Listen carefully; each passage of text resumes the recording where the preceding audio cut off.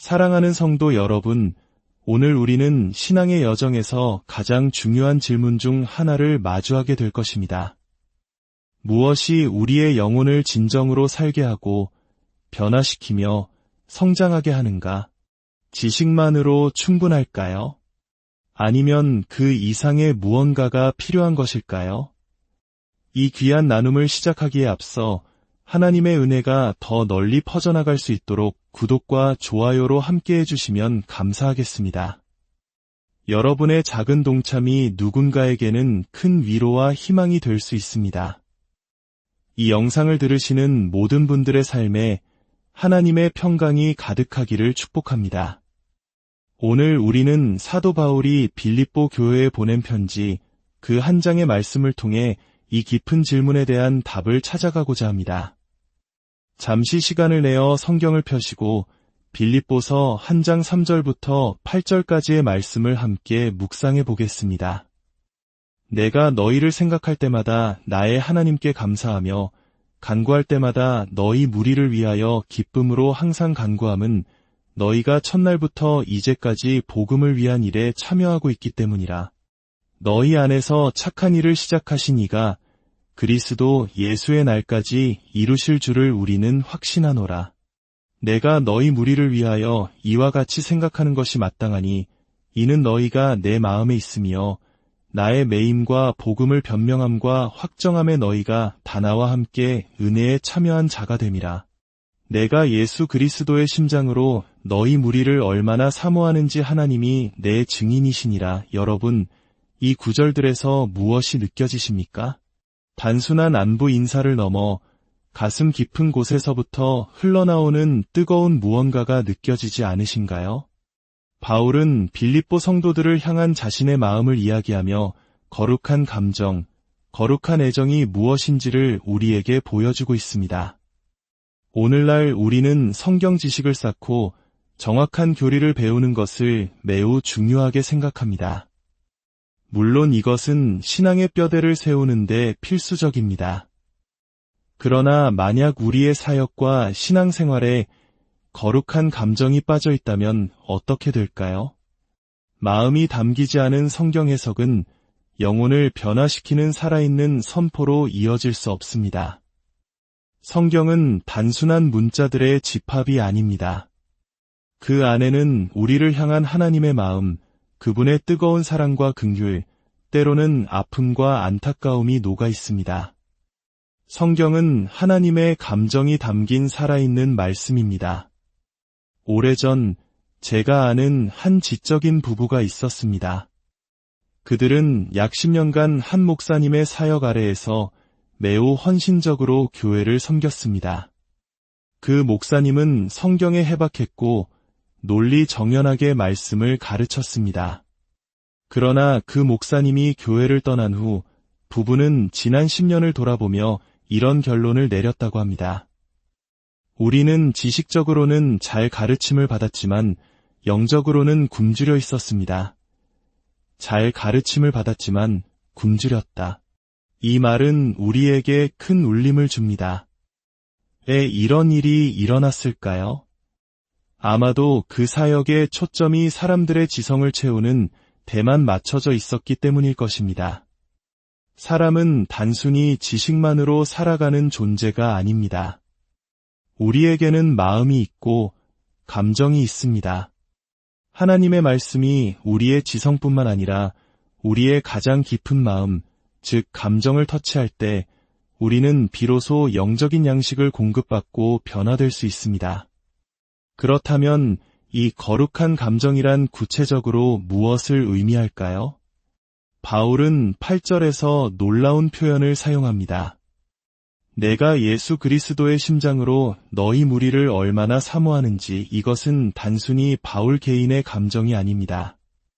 그의 마음속에서 역사하시는 예수 그리스도 자신의 마음, 그분의 심장에서부터 흘러나오는 사랑과 긍휼입니다.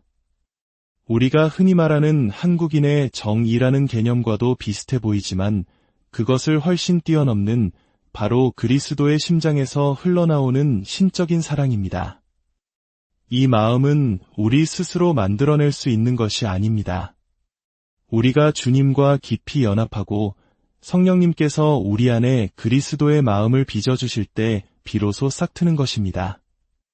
이 마음은 때로 우리를 괴롭히는 성도들, 우리에게 상처를 주는 사람들까지도 품게 만듭니다. 왜냐하면 우리는 그들의 목자이며 우리의 사랑이 아닌 예수 그리스도의 심장으로 그들을 사랑하기 때문입니다. 나를 죄와 사망에서 건져주신 그분의 사랑을 생각해 보십시오. 내가 아직 죄인 되었을 때, 연약하고 무력하며 하나님과 원수되었을 때 그분은 나를 사랑하셨습니다. 십자가는 단순한 계산의 결과가 아니라 우리를 하나님 아버지께로 다시 데려오고 싶어 하시는 그분의 가장 깊은 갈망과 사랑의 표현이었습니다. 그렇다면 이 거룩한 감정의 본질, 그 특징은 무엇일까요? 바로 우리 주 예수 그리스도 자신에게서 그 답을 찾을 수 있습니다. 복음서를 펼쳐보면 우리는 예수님의 다양한 감정들을 마주하게 됩니다. 그분은 놀라워하셨고 불쌍히 여기셨으며 기뻐하셨고 때로는 분노하셨습니다. 그분은 사랑하셨고 마음이 괴로워하시기도 했습니다. 야이로의 딸을 살리시는 장면을 생각해 보십시오. 많은 설교가 이 사건을 통해 자연과 질병, 죽음을 다스리시는 예수님의 권능에 초점을 맞춥니다. 물론 그것은 사실입니다. 하지만 더 깊이 들여다보면 우리는 그 이상의 것을 발견하게 됩니다. 우리는 딸을 잃은 아버지의 고통에 공감하시는 예수님의 긍휼을 봅니다. 슬픔에 잠긴 이들을 대하시는 그분의 세심함을 봅니다. 믿음 없는 자들을 향한 그분의 의로운 분노를 봅니다. 그리고 이 모든 기적을 행하신 후에도 겸손히 자신을 드러내지 않으시는 그분의 온유함을 봅니다. 문자적 구조를 넘어 살아계신 예수님, 그분의 마음과 감정을 만날 때 우리의 영혼은 비로소 변화되기 시작합니다. 우리를 구원하는 것은 복음서의 문학적 구조 분석이 아니라 긍휼이 많으시고 세심하시며 온유하신 구원자 예수 그리스도를 인격적으로 만나는 것입니다. 겟세마네 동산에서의 예수님을 기억하십니까? 성경은 그가 심히 놀라시며 슬퍼하셨다고 기록합니다. 히브리서 13장 8절은 말합니다. 예수 그리스도는 어제나 오늘이나 영원토록 동일하시니라. 이 말씀은 단순히 예수님의 영원성을 말하는 것이 아닙니다. 복음서에서 우리가 만났던 그 예수님, 인간의 모든 희로애락을 겪으셨던 바로 그 예수님께서 지금도 하늘 보좌에서 우리와 똑같은 마음으로 우리를 이해하고 계신다는 의미입니다.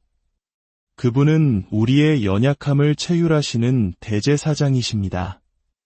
이것이 바로 사역의 핵심입니다. 특히 강단에서 말씀을 선포할 때 이 거룩한 감정의 중요성은 아무리 강조해도 지나치지 않습니다. 분별력 있는 성도들은 설교가 단지 지식을 전달하는 공연인지 아니면 영혼을 향한 사랑에서 우러나온 진정한 사역인지를 느낄 수 있습니다. 설교자의 영혼 깊은 곳에서 성도들을 향한 애끓는 마음이 담겨 전해지는 말씀과 자신의 지식을 뽐내거나 회중을 자신의 목적을 위한 수단으로 삼는 말씀은 비록 사용되는 단어가 같을지라도 전혀 다른 결과를 낳습니다. 때로는 어떤 설교는 마치 전투기처럼 처음부터 끝까지 성도들을 공격하고 정죄하는 분위기를 풍깁니다. 당신은 죄인이다. 이것도 잘못했고 저것도 잘못했다고 몰아세웁니다. 물론 우리는 죄인이며 회개가 필요합니다. 그러나 그런 설교를 들은 회중은 영적으로 양육받기보다는 피투성이가 되어 내동댕이 쳐진 기분을 느낄 수 있습니다.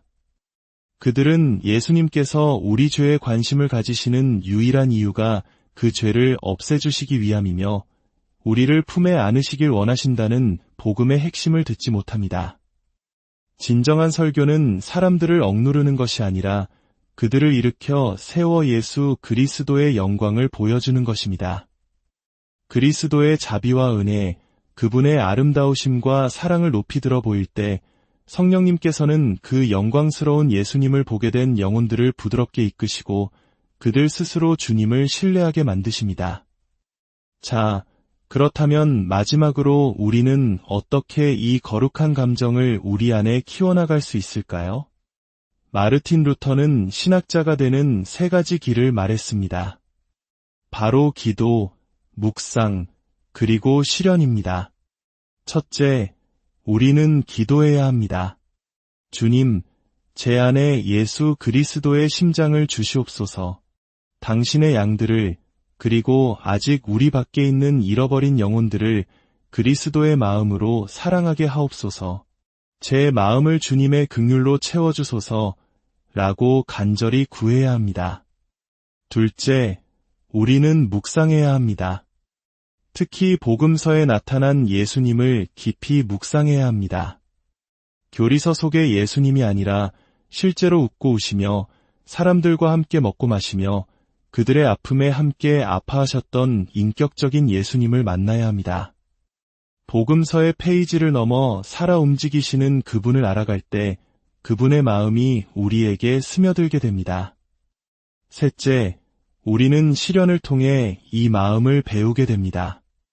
목회와 신앙생활의 여정에서 겪는 수많은 시련과 아픔들은 우리를 겸손하게 만들고 우리를 더욱더 주님께로 가까이 나아가게 합니다. 그 고통 속에서 우리는 우리를 위로하시는 주님의 따뜻한 손길을 경험하게 되고 그 경험을 통해 이제는 우리가 다른 아픈 이들을 위로할 수 있게 됩니다. C.S. 루이스는 말했습니다. 사랑한다는 것은 상처받을 위험에 자신을 노출시키는 것이다. 마음의 문을 닫고 안전하게 사는 길도 있습니다. 하지만 그 안전한 관 속에서 우리의 마음은 딱딱하게 굳어버리고 말 것입니다. 천국을 제외하고 사랑의 위험으로부터 완벽하게 안전한 곳은 오직 지옥뿐입니다. 기독교 역사상 가장 위대한 회심 중 하나인 어거스틴의 회심 역시 이 거룩한 감정에서 시작되었습니다. 그는 밀라노의 감독 암브로시우스를 찾아갔을 때를 이렇게 회고합니다. 나는 처음에 그를 진리의 스승으로서가 아니라 단지 나에게 친절했던 한 사람으로서 사랑하기 시작했다. 어거스틴과 같은 위대한 지성을 그리스도께로 이끈 것은 정교한 변증이 아니라 한 사람의 사역자 안에 있는 그리스도를 닮은 친절함, 바로 그 거룩한 애정이었습니다. 사랑하는 성도 여러분, 하나님께서 우리에게 원하시는 것은 차가운 지식의 전달자가 되는 것이 아닙니다. 우리의 설교와 사역, 그리고 삶을 통해 사람들이 저 사람에게는 예수님의 마음이 느껴져 참 친절한 사람이야 라고 말할 수 있기를 원하십니다. 식초에 절인 것처럼 딱딱하고 신랄한 사역은 결코 사람들을 우리를 위해 자신을 내어주신 사랑의 주님께로 인도할 수 없습니다. 부디 하나님께서 우리 모두를 도우셔서 예수 그리스도의 심장으로 서로를 돌보고 그리스도의 그 뜨거운 사랑을 품고 그분을 세상에 전하는 복된 사역자들, 복된 성도들로 살아가게 하시기를 간절히 기도합니다. 주님, 오늘 이 말씀을 통해 우리 자신을 돌아보게 하시니 감사합니다. 때로 우리의 마음이 얼마나 차갑고 무뎌졌는지, 지식과 교리 뒤에 숨어 사랑하기를 주저했는지 고백합니다. 주 예수님, 당신의 심장을 우리에게 부어주소서. 우리를 통해 당신의 사랑과 긍휼과 위로가 흘러가게 하소서. 그래서 우리가 만나는 모든 영혼이 우리 안에서 살아계신 예수 그리스도를 발견하고 그 품 안에서 참된 안식과 생명을 얻게 하옵소서. 우리 주 예수 그리스도의 이름으로 기도합니다.